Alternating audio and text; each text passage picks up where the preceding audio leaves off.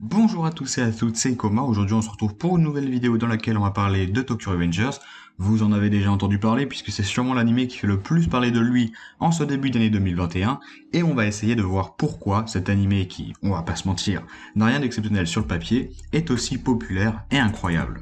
Alors déjà, Tokyo Revengers, qu'est-ce que c'est? C'est un manga écrit par Ken Wakui qui avait commencé sa publication et qui est toujours publié dans le Weekly Shonen Magazine en 2017, et maintenant en 2021, c'est même un pilier de ce magazine. Il faut savoir qu'à la base des bases, ce manga avait comme objectif de clientèle les personnes de 30-40 ans qui sont nostalgiques du genre Furio.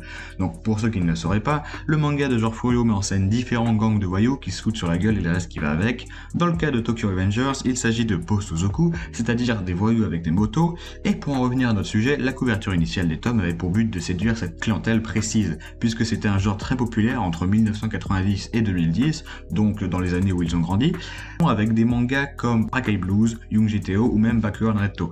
Seulement, ce type de manga a presque disparu ces dernières années, ce qui est très dommage, et c'est pour ça qu'on a presque plus de nouveaux mangas Furio qui sortent, sauf du coup Tokyo Revengers, et j'espère qu'il en inspirera beaucoup d'autres pour dans le futur. Et finalement, les couvertures ont été revues pour avoir celles qu'on a maintenant, qui visent aussi les personnes plus jeunes, mais qui restent quand même plutôt stylées, avec quand même moins de couleurs sombres. Et maintenant, avec l'animé, ça conquit quasiment tout le monde et c'est un grand succès. Avant d'entrer dans les détails, il y a un protocole à respecter, donc petit résumé Wikipédia tout de suite. En 2017, Takemichi Nagaki, un jeune friteur de 26 ans à la vie morose, apprend que son ex-petit ami du collège, Tachibana Hinata, est décédé dans un conflit impliquant le gang du Tokyo Manjikai. Et oui, encore un nouveau perso de manga qui s'appelle Hinata.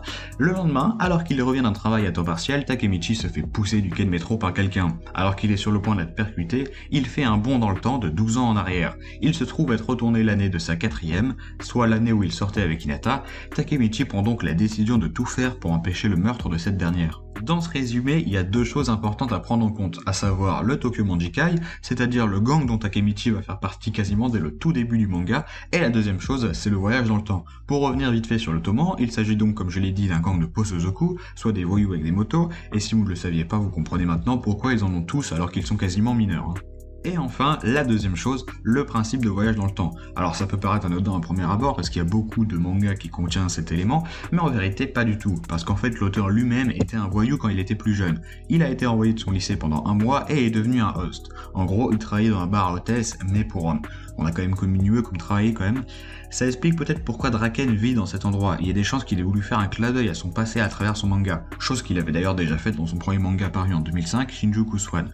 Alors, pourquoi utiliser le voyage dans le temps? Eh ben, il y a deux raisons à ça. La première étant qu'il ne connaît pas vraiment les Furios d'aujourd'hui, donc il a préféré retranscrire l'univers dans lequel il baignait et qu'il connaît bien, plutôt que de dessiner un truc récent, mais qui aurait pu être bancal. La deuxième, c'est une question de valeur. Selon Wakui, les voyous d'aujourd'hui ne le font plus par passion, mais pour l'argent. Parce qu'il faut savoir qu'à son époque, les Furios ne se battaient qu'avec d'autres Furios et étaient respectueux avec les civils, qui n'avaient donc rien à voir avec les batailles de gang. C'est pour ces deux raisons que l'auteur utilise le voyage dans le temps dans Tokyo Revengers, et vu l'ambiance qu'il y a dans le manga, je pense qu'on peut dire que c'est très réussi. Alors, évidemment qu'il dessine pas exactement ce qui se passait, sinon ce serait vite très ennuyant, parce que je pense pas que les gangs s'éclataient la gueule tous les 2 jours dans la vraie vie, quoi. Mais sinon, le manga est très dynamique, et c'est clairement pas les retournements de situation qui manquent, je peux vous le dire. Et en plus, dans l'ensemble, ils sont pas totalement illogiques, et c'est juste incroyable de voir un perso arriver quand c'est la merde. Parce que quand Mikey et Draken rejoignent une bataille, ça va chier. Comme ça me fait bander. Je vous le dis, ça me fait bander. Voilà. Dans le résumé, j'ai dit que l'histoire tournait autour de Hinata, et par conséquent d'une romance. Alors c'est vrai que la criminalité romantisée, c'est pas vraiment mon délire à fond, mais c'est franchement pas gênant. Et pourquoi c'est pas gênant? Bah, il suffit de regarder la gueule de Takemichi, hein. Non mais sérieux, il a pas du tout une tête de voyou le mec, il fait peur à personne. Et même si l'histoire principale est basée sur ça, le but est quand même d'empêcher un meurtre sur 12 ans. Donc Takemichi va faire des découvertes qui sont différentes de ce qu'il pensait, donc il y a des sous-objectifs presque tout le temps, et on n'oublie quand même pas le but principal, parce qu'on a souvent droit à des moments entre lui et Hinata, parce que je rappelle qu'ils sont encore ensemble à cette époque-là. Et il n'y a pas que ses objectifs personnels qui comptent. Comme il fait partie d'un gang et qu'il est très proche de ses membres, il doit souvent les aider, même si ça n'a rien à voir avec sa mission principale. Actuellement, le manga entre dans son dernier arc et il y a énormément de nouveaux persos qui ont été introduits, donc j'ai hâte de voir ce que ça va donner. Par contre, entre les deux arcs, il y a une phase de nullité exceptionnelle où le manga tourne en rond et ça apporte strictement rien à l'histoire. rien au personnage, c'est juste nul. Mais bon, là ça repart, donc il reste plus qu'à avoir confiance en l'auteur. Ce qu'il faut savoir, c'est que le Furio, c'est vraiment l'essence même du shonen. On retrouve le fameux caractère du protagoniste qui lâche rien et qui est prêt à tout pour sauver ses amis, et ça dans Tokyo Revengers, et bah c'est super bien fait. Déjà qu'on voit pas vraiment les familles des personnages, on a vraiment l'impression qu'ils passent tout leur temps dans leur gang, et que c'est justement leur famille. Et en même temps, ça rejoint direct les questions que se posent les Furios dans la vraie vie. Pour eux, leur gang, c'est un échappatoire dans la vie réelle, qui leur permet de se découvrir et de savoir ce qu'ils veulent vraiment. Alors le questionnement n'est pas très visible, mais par contre la finalité, elle l'est. Je vais pas spoiler, mais chaque personnage a des rêves et surtout un métier qu'ils veulent pratiquer un jour. Ils savent que cette période dans le gang n'est pas infinie et qu'elle se terminera forcément un jour, même s'ils peuvent rester encore potes avec certains membres dans le futur. Et s'il y a ce sentiment de fraternité presque, c'est justement parce qu'ils se posent tous à peu près les mêmes questions et se ressemblent un peu à chaque fois. C'est aussi pour ça que les voyages dans le temps de Takemichi sont aussi importants pour lui. Étant donné qu'il a clairement pas réussi sa vie, il n'essaye pas uniquement de sauver Hinata, il essaye également de se sauver lui-même, comprendre comment, en l'espace de 12 ans, il est devenu un raté pour ne pas commettre les mêmes erreurs qui lui ont pourri la vie. Alors c'est pas non plus hyper mis en avant, mais comme on est un shonen, pour lui sauver Hinata égale le sauver aussi. En gros, son destin devient celui d'Hina, et même si c'est cliché, et bah c'est putain de beau. Certains diront que le manga a beaucoup de similitudes avec RZ, que ce soit le voyage dans le temps, l'objectif principal de sauver une fille et encore beaucoup d'autres. Pourtant, c'est pas pour ça que Tokyo Revengers est un copier-coller des RZ.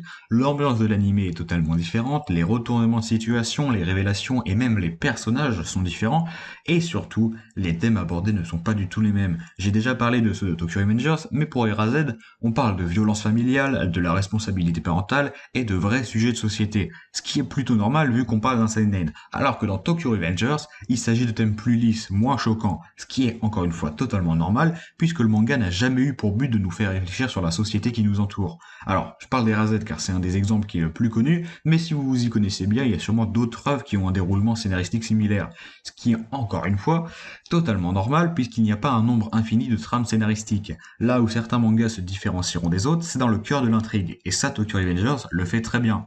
Comme on dit, il ne faut pas juger un livre à sa couverture, et il ne faut pas juger un animé à son synopsis. Parce que personnellement, je suis un grand fan des RZ, et pourtant, j'ai jamais pensé que Tokyo Revengers était une pâle copie de ce manga. Si vous faites partie de ces personnes qui pensent ça, bah sachez que vous vous trompez lourdement, et si l'animé ne vous attire pas plus que ça, et bah dans ce cas-là, lisez le manga. C'est vrai que l'anime n'a pas la meilleure animation et direction artistique de ces dernières années comparé à Demon Slayer ou encore Jujutsu Kaisen, mais c'est pas pour ça qu'il est nul. J'ai de plus en plus l'impression qu'on ne juge un animé qu'à son animation, alors que pourtant c'est pas ça qui fait tout. Tokyo Revengers ne révolutionne rien en termes d'animation, et ça se comprend. Le studio qui est en charge de l'animé est Lidl Films. C'est un petit studio qui connaît tout juste son premier grand succès dans le domaine de l'animation.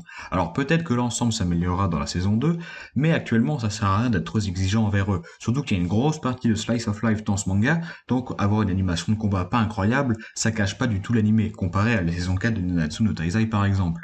En tout cas, si vous ne l'avez pas vu, vous ratez vraiment quelque chose, car même s'il est pas mal critiqué, c'est important d'aller le voir par soi-même pour se faire son propre avis, car c'est quand même une sacrée masterclass.